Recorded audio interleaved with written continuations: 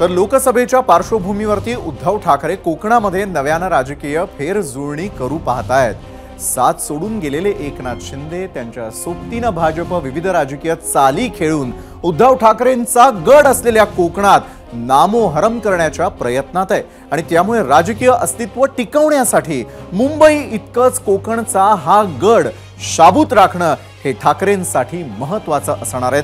पाहूयात याच संदर्भातला आमचा हा 0 आवर स्पेशल रिपोर्ट। 1.5 वर्षांपूर्वी पक्षात झालेली बंडखोरी,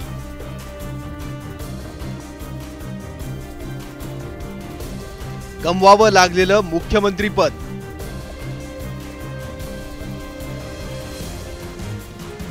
हातातून निसटलेलं धनुष्यबाण आणि पक्ष, ठाकरे गटामध्ये अधूनमधून होणारी पडझड,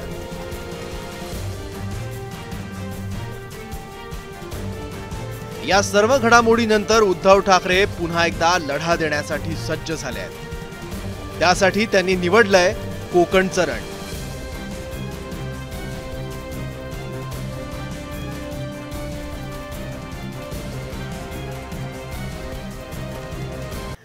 गेली 3.5 दशकं कोकण हा शिवसेनेचा बालेकिल्ला राहिलाय। त्यातही तळ कोकणात रत्नागिरी आणि सिंधुदुर्ग या 2 जिल्ह्यांची पूर्वापार मुंबईशी नाळ जोडलेली असल्यानं इथं नेहमीच शिवसेनेला ठाकरेंना पाठिंबा मिळालाय। पण शिवसेना फुटल्यानंतर या भागातील शिवसैनिकांमध्येही उभी फूट पडली आहे। त्यामुळे उद्धव ठाकरेंसमोर हा गड टिकवण्याचं आव्हान उभं आहे।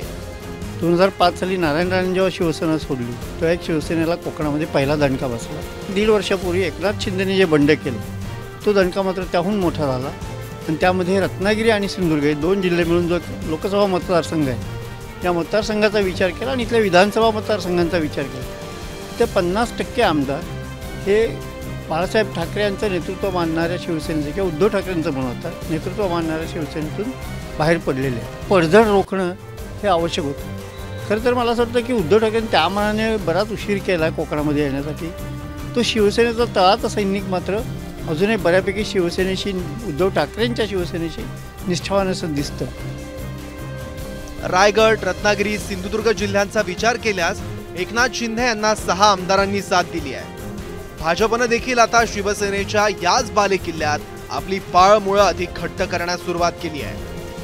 त्यातच धनुष्यबाण या चिन्हाशिवाय उद्धव ठाकरेंना लोकसभेच्या निवडणुकीला सामोरं जावं लागणार आहे। त्यासोबतच सत्ताधारी लोकप्रतिनिधींच्या तुलनेत विकास कामांमध्ये मागे असणं तसंच भाजपच्या साथीनं शिवसेनेने केलेली राजकीय कोंडी आणि कोकणातल्या निष्ठावंतांमागे लागलेला चौकशीचा ससेमिरा अशी आव्हानं सध्या उद्धव ठाकरेंपुढे आहेत।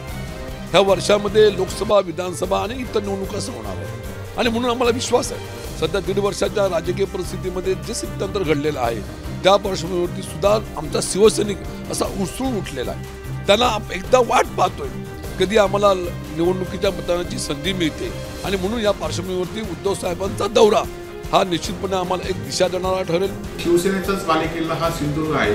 याआधी सुद्धा शिवसेनेमध्ये फाटाफट होत सुद्धा त्यानंतर सुद्धा शिवसेनेने नवीन भरारी घेऊन शिवसेनेचे आमदार खासदार या भागात निवडून दिले आणि जनता त्यांच्या पाठीशी आहे आणि त्यामुळे या दौऱ्याचा निश्चितपणे आम्हाला फायदा होईल।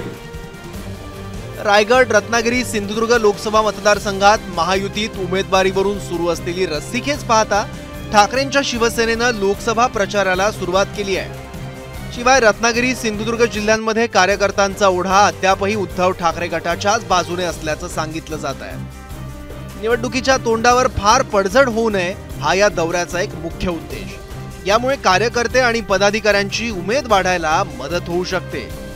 सिंधुदुर्गहून सदाशिव लाड आणि रत्नागिरीहून अमोल मोरेसह टीम 0 आवर, एबीपी माझा।